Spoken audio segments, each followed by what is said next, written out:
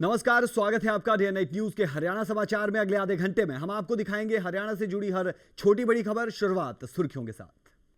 चुनावी मौसम है, रैलियों का दौर जारी है। हरियाणा में आम आदमी पार्टी की रैली के बाद सोनीपत के गन्नौर में आज राहुल गांधी किसानों से रूबरू हुए।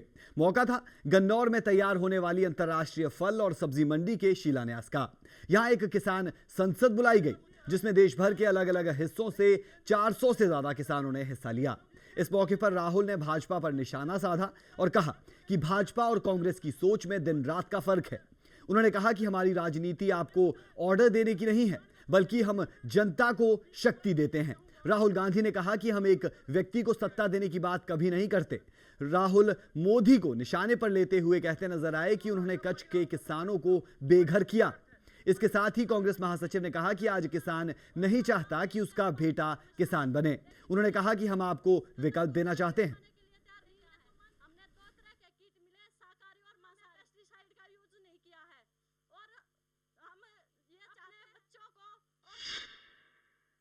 कि आप लोग हिंदुस्तान की रीढ़ की हड्डी हो। आपके बिना ये देश आगे नहीं जा सकता है।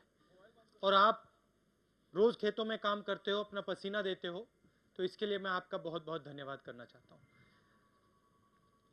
कुछ महीने पहले जब मैनिफेस्टो बनाने की बात आई और जयराम जी थे, बाकी कांग्रेस पार्टी के 2-3 लीडर्स थे, नॉर्मल तरीका पार्टी का मैनिफेस्टो बनाने का आप जानते हैं कैसा होता है? बोलिए मत। 5 लोग, मैं आपको हमारी पार्टी का बता देता हूं, वही सब पार्टियां करती हैं। 5-10 एक्सपर्ट बैठ जाते हैं कमरे में और कहते हैं भैया ये मैनिफेस्टो तैयार हो गया।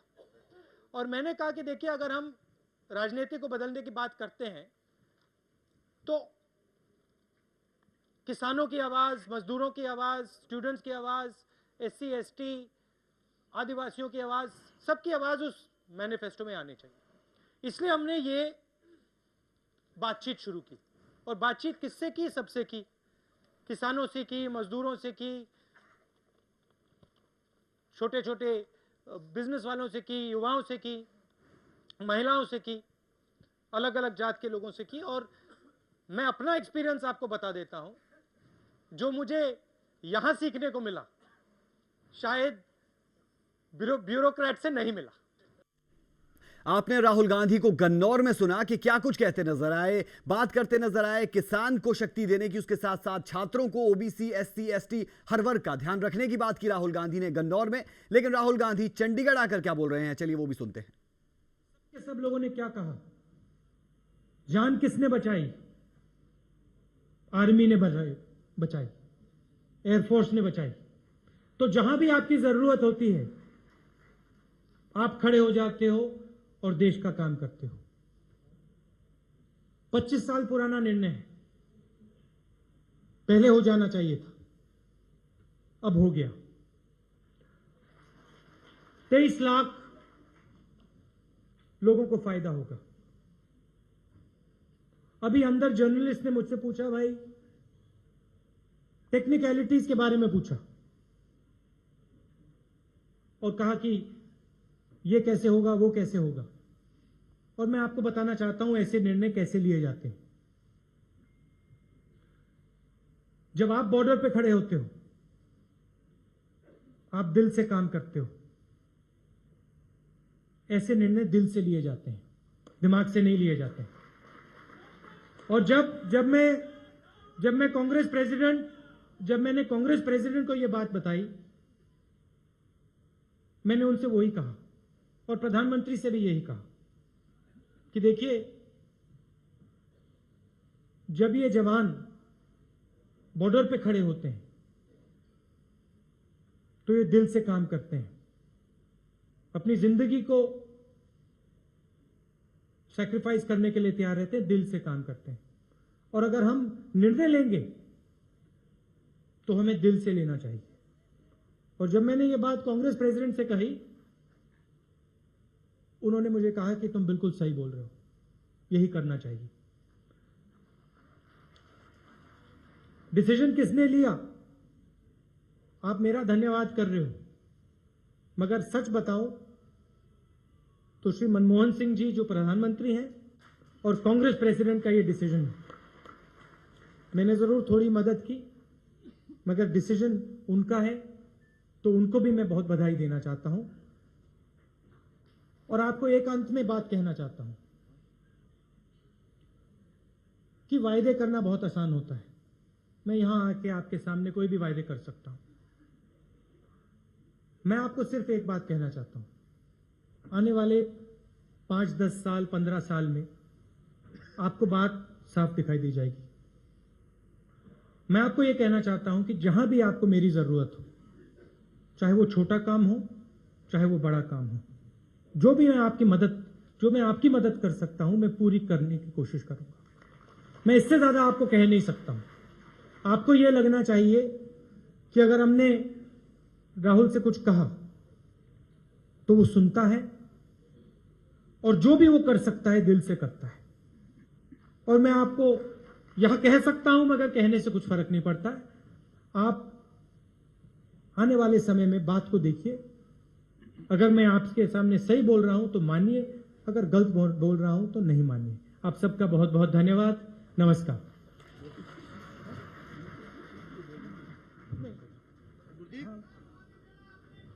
I'll do that.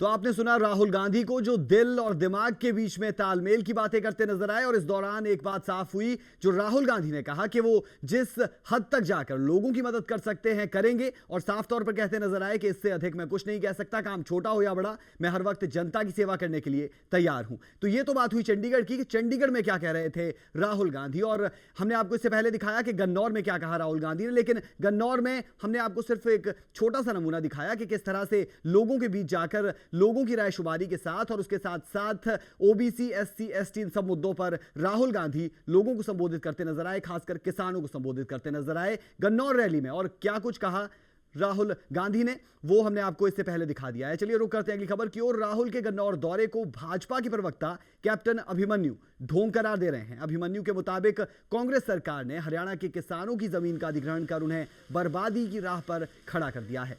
उन्होंने कहा कि किसान लंबे समय से धरने पर बैठे हैं, लेकिन कभी उनकी आवाज नहीं सुनी गई। अब राहुल गांधी किसानों के एक दल से संवाद कर दिखावा कर रहे हैं। इस दौरान अभिमन्यु ने अरविंद केजरीवाल पर भी निशाना साधा और कहा कि अरविंद केजरीवाल कांग्रेस की ढाल है।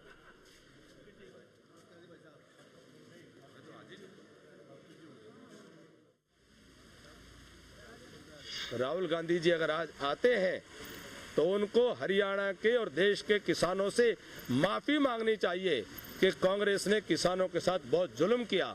अगर वो माफी नहीं मांगते हैं तो इस प्रकार की किसान संसद ये निरा ढोंग है, प्रपंच है, और जनता इनको सबक सिखाने वाली। भारतीय जनता पार्टी एक सामूहिक पद्धति के आधार पर निर्णय करने वाली पार्टी है, और जल्द ही हमारा केंद्रीय चुनाव समिति तमाम देश में जितनी भी लोकसभा सीटें हैं उनके ऊपर विचार करके अपने उम्मीदवार तय कर देगी। हम सब भारतीय जनता पार्टी के कार्यकर्ता हैं, उसके सिपाही हैं, सैनिक हैं। जो भी हमारे लिए भूमिका होती है, हम सब अपनी अपनी भूमिका का निर्वहन करते हैं। देश के सामने अब सबसे बड़ा जो मुद्दा है, विषय ये है, वो उम्मीदवारी नहीं है। देश के सामने बड़ा विषय ये है कि मोदी जी के नेतृत्व में देश में सरकार बने जो कांग्रेस के कुशासन, महंगाई और भ्रष्टाचार से देश को छुटकारा दिलाए। बड़ा मुद्दा, बड़ा विषय यह है। वहीं दूसरी ओर भारतीय किसान यूनियन के प्रदेश अध्यक्ष गुरनाम सिंह चेडूनी सहित 2 दर्जन नेताओं को पुलिस ने हिरासत में लिया। गौरतलब है कि ये नेता भूमि अधिग्रहण मामले में राहुल गांधी के गन्नौर आने का विरोध कर रहे थे, जिसके बाद पुलिस ने पीपली के पास प्रदर्शनकारियों को गिरफ्तार कर लिया।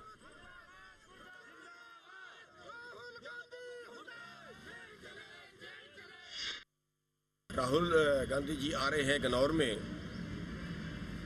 और वो किसानों की बात सुनने के लिए आ रहे हैं।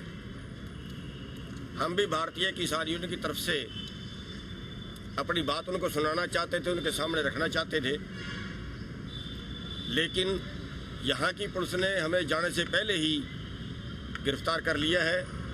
मैं शाहबाद में मेमोरेंडम छपवाने के लिए गया हुआ था, और वहीं से मेरे को गिरफ्तार करके ले आए हैं। अरेस्ट नहीं किया, आप देख ही रहे हैं। अरेस्ट नहीं, आराम से खड़ा है। अरेस्ट तो उसमें डाला जाता है, कोई पुलिस हो, यहाँ कोई अरेस्ट नहीं किया, कोई ऐसी बात नहीं की इसके साथ। ये कुछ ही इल्जाम लगाया जाए, उसका नहीं हम कुछ कर सकते। नहीं, कोई अरेस्ट नहीं किया। आप देख रहे हो, आपको पत्रकार आप सामने देख रहे हो, कोई अरेस्ट तो वाली बात ही नहीं। ना कोई अरेस्ट किया, ना हमारी कोई ऐसी मनसा है अभी इसको अरेस्ट करें। हम क्यों अरेस्ट करें? कोई ऐसी कोई बात नहीं। खबर रेवाड़ी से। हरियाणा के मुख्यमंत्री भूपेंद्र सिंह हुड्डा ने आज रेवाड़ी के कौसली में 8 करोड़ 75 लाख की लागत वाली परियोजनाओं का शिलान्यास किया। इसमें रत्नथल में 2 करोड़ 25 लाख की लागत से बनने वाली डिस्ट्रीब्यूटरी शामिल रही। वहीं डिस्ट्रीब्यूटरी के बनने से इलाके के सभी गांवों को उचित मात्रा में नहरी पानी मिलेगा। वहीं जलापूर्ति एवं स्वच्छता विभाग की ओर से कौसली उपमंडल के गांव लूला अहीर के ग्रामीणों को पर्याप्त मात्रा में पेयजल उपलब्ध करवाने के उद्देश्य से वाटर वर्क्स का निर्माण भी कराया जा रहा है। इस पर 6.5 करोड़ रुपए खर्च किए जाएंगे। दक्षिणी हरियाणा के विकास की चर्चा करते हुए हुड्डा ने कहा कि जिला रेवाड़ी में पिछली सरकार ने केवल 457 करोड़ 15 लाख रुपए खर्च किए थे, जबकि वर्तमान सरकार ने लगभग 3,651 करोड़ रुपए खर्च किए हैं।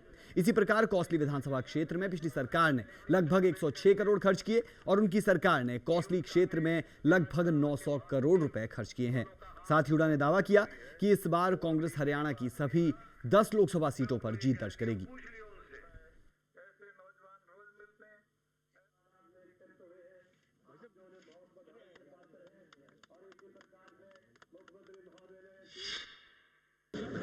ऑलरेडी आया हुआ परिवर्तन, कांग्रेस मजबूत है, विकास खूब तेजी से हो रहा है। इंद्रजीत जी का बीजेपी में जाना क्या कोई प्रभाव डाल पाएगा? यहाँ कांग्रेस जीतेगी। कांग्रेस जीतेगी। आपका ये कहना है कि केवल 9 ही सीटों पर जीतेंगी, 10वीं दीपेंद्र की छोड़ दी गई, तो क्या लगता है दक्षिणी हरियाणा 10 की 10 कांग्रेस जीतेगी।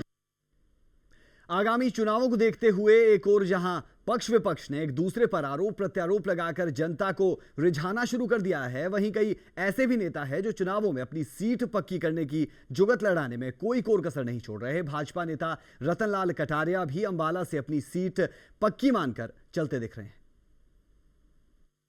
भले ही नमो टी स्टॉल के जरिए ही सही, टिकट की खातिर भाजपा नेता अपनी पार्टी हाईकमान को रिझाने में पीछे नहीं हट रहे हैं। इन दिनों अंबाला लोकसभा की सीट को लेकर भी कुछ ऐसा ही देखने को मिल रहा है। इस सीट से चुनाव लड़ने के लिए कई नेता जुगत लड़ा रहे हैं।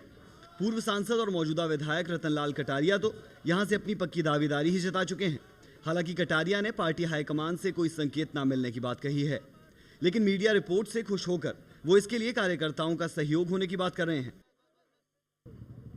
पिछले 4 दिन से जो टेलीविजन में चल रहा है और जो अखबारों में चल रहा है और जो मेरे सूत्रों से मुझे भी पता चला है कि जो भारतीय जनता पार्टी के जो कार्यकर्ता हैं इस लोकसभा के, मैं उनका बहुत बहुत आभारी हूं कि 90% से ऊपर भारतीय जनता पार्टी के कार्यकर्ताओं ने कहा है कि जिस भी कार्यकर्ता ने यहाँ 9 वर्ष तक लगातार संघर्ष किया है, ऐसे ही कार्यकर्ता को पार्टी टिकट दे।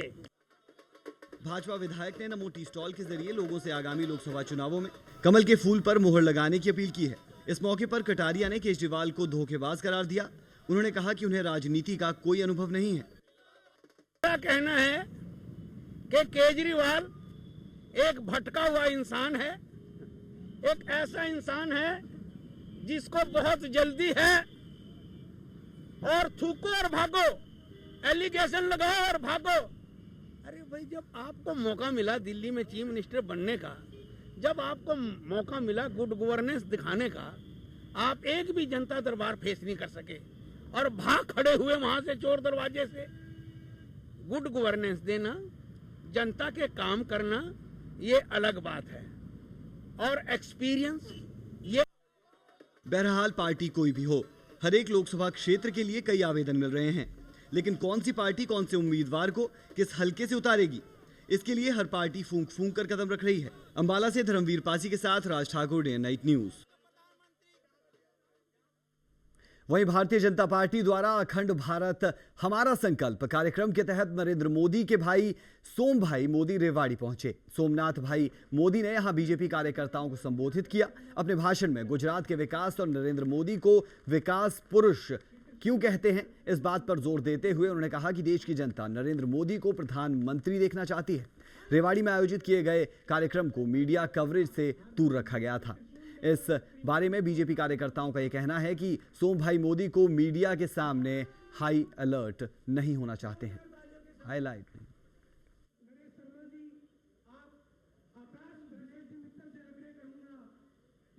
मुख्यमंत्री बनाने का सपना अगर किसी को है, देखा है, तो पहली व्यक्ति वो श्रीनिवास शास्त्री जी है, वो यहाँ बैठे हुए, मैं उनको प्रणाम करता हूँ। कार्यक्रम बनाया है मैंने, एक कोई इलेक्शन के प्रचार के लिए नहीं। मैं पॉलिटिक्स के बहुत दूर हूँ, पॉलिटिक्स के साथ मेरा कोई नाता नहीं, लेकिन आप लोगों के दर्शन हो जाए, यही एक वजह है।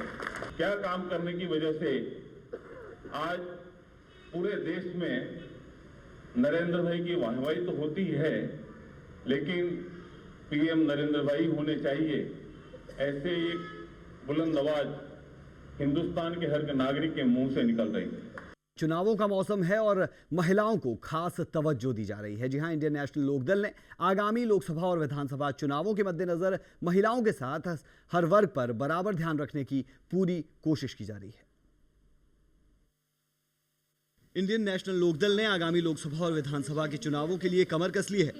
इस बार पार्टी उन सभी गलतियों को सुधार रही है जो पिछले चुनावों में हुई थी। इनेलो इस बार महिलाओं को खासी तवज्जो दे रही है। महिला नेताओं को ये हिदायतें दी जा रही है कि पूरे प्रदेश में महिलाओं से मिले और उनसे घोषणा पत्र के बारे में चर्चा करें, ताकि उनकी समस्याओं को जानकर घोषणा पत्र में शामिल किया जाए। बिल्कुल, हमने महिला घोषणा पत्र के लिए हमारी जो प्रदेशाध्यक्ष है शीला बेहान जी, उनको कहा है कि सभी 90 विधानसभा के अंदर जाकर महिलाओं से घोषणा पत्र के लिए राय लीजिए। जिस तरह हमने युवाओं के लिए जनरल के जनरल ले रहे, सभी विंग्स अपनी तरफ से घोषणा पत्र तैयार किए। साथ साथ हर डिस्ट्रिक्ट लेवल पर जो बॉडी है उसको कहा गया है कि अपने साथ और महिलाओं को जोड़कर और उसको मजबूत किया जाए। इनेलो ने इस पर काम करना भी शुरू कर दिया है। पंचकुला में इनेलो डोर टू डोर कैंपेन कर रही है और महिलाओं से मिलकर पार्टी को सुदृढ़ करने में जुटी हुई है, ताकि हमारा जो इंडियन नेशनल लोकदल का संदेश घर घर तक पहुंचे, हर उनकी दिक्कतें हमें मालूम हो, ताकि आने वाली सरकार जब चौटाला साहब यहाँ के मुख्यमंत्री बनेंगे तो उनकी दिक्कतों का हमें पता भी चल जाएगा कि हर घर में क्या दिक्कत है। और इसी हमारे कार्यकर्ताओं को इससे और स्ट्रॉन्ग और फील करेंगे, क्योंकि आज आप देखिए इंडियन नेशनल लोकदल एक ऐसी पार्टी है जिसका वर्कर इतने दुख के टाइम पे भी नहीं बिखरा। आज एक चट्टान की तरह हमारा वर्कर खड़ा है और लोग साथ जुड़े हैं और हमें और जोड़ना है लोगों को, क्योंकि लोग दुखी और परेशान घरों में बैठे हैं जो इंतज़ार कर रहे हैं कि कोई इंडियन नेशनल लोकदल पार्टी का कोई बंदा हमारे बीच में आए और हमें काफ़ी इससे सफलता प्राप्त हुई और हमें सफलता और मिलेगी। इनेलो के 2 दिग्गज नेता चौधरी ओम प्रकाश चौटाला और अजय चौटाला शिक्षक भर्ती घोटाले में सजा काट रहे हैं, लेकिन पार्टी उनकी गैर मौजूदगी में किसी भी वर्ग को अछूता नहीं छोड़ रही है। सूत्रों के मुताबिक पार्टी इस बार महिला उम्मीदवारों को भी ज्यादा सीटें देने की बात कर रही है। चंडीगढ़ से कैमरून हरविंदर लाली और मुनीश नागर के साथ Raj Thakur, day night news. किस तरह से ज्यादा वोटें पड़ सके इस जुगत में हर पार्टी। वही भाजपा नेता और तोशाम व्यापार मंडल के अध्यक्ष राकेश मलिक का सोमवार को अंतिम संस्कार कर दिया गया।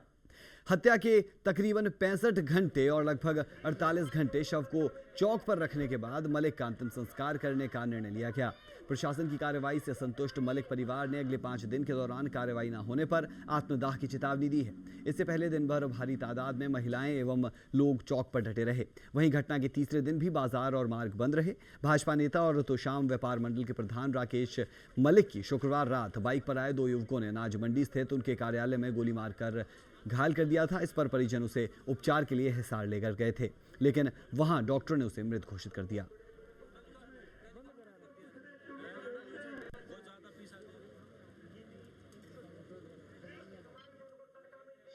हमने भाई राकेश मलिक की जो मर्डर हुआ है, इसके दोषी लोगों के खिलाफ कार्रवाई करने के लिए और उन्हें तुरंत प्रभाव से गिरफ्तार करने के लिए उनसे प्रार्थना करी।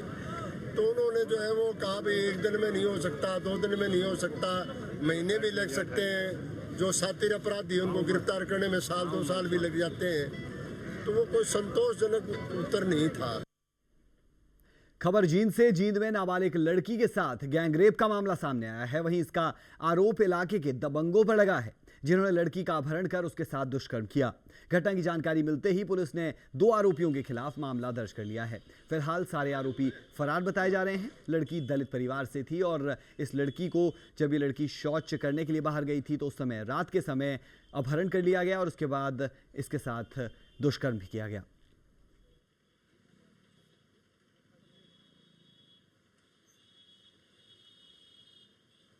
तो ऊपर छत पर घूमने गई थी, तो हम नीचे अपने मकान में सो रहे जी। तो कई बार मतलब हमने इंतज़ार किया, देखा ऊपर चढ़ गए तो ये लड़की है भाई, फिर ढूंढा तो नहीं मिली, फिर वो थोड़ा ही कर। क्या बताइए लड़की ने बताया क्या? लड़की ने ये बताया कि मेरे को ज़बरदस्ती उठा के ले गया। कौन ले गया? वो मोनू। गांव दोरडी के अंदर रात के समय 2 लड़के थे, दोरडी गांव के थे। 16 साल की लड़की थी, उसको शौच के लिए बाहर आई थी, उसको ज़बरदस्ती उठा के ले गए और उसके साथ रेप कर दिया और जिस पर मुकदमा दर्ज कर दिया है। पीड़िता का मेडिकल करवाया जा रहा है। कैसे उठाया था सर? कब लेके थे? शाम के 10 बजे रात को। कौन लोग थे? गांव के ही लड़के थे, पड़ोसी। तो पुलिस ने क्या कर रही है? पुलिस ने पीड़िता का बयान लेकर मुकदमा दर्ज कर दिया और तफ्तीश जारी है, मुलजिमा की तलाश जारी है। शाम तक अरेस्ट कर देंगे। रुख पानीपत की ओर करते हैं। पानीपत के मॉडल टाउन में बीती रात एक नौकर ने अपने ही मकान मालकिन को बंधक बनाकर 15 लाख रुपए की लूट को अंजाम दिया। कोठी पर 3 दिन पहले ही रखे गए इस नौकर ने अपने 2 साथियों के साथ घटना को उस समय अंजाम दिया जिस समय वृद्धा घर पर अकेली थी और उसका बेटा और बहू सत्संग सुनने के लिए बाहर गए थे। देर रात घर पहुंचे बेटे ने मां को रस्सियों से आज़ाद करवाया और पुलिस को मामले की जानकारी दी। पुलिस ने मामला दर्ज कर कार्रवाई शुरू कर ली है।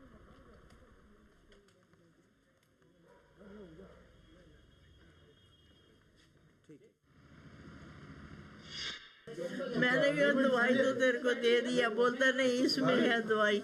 मैं दवाई निकालने लगी हूँ तो एक आदमी ने मेरे मुंह के ऊपर कपड़ा बांध के मेरे को यहाँ फेंका और उसने मेरे गला दबाने की कोशिश की। मैं गला छुड़ाती थी, वो दबाता था।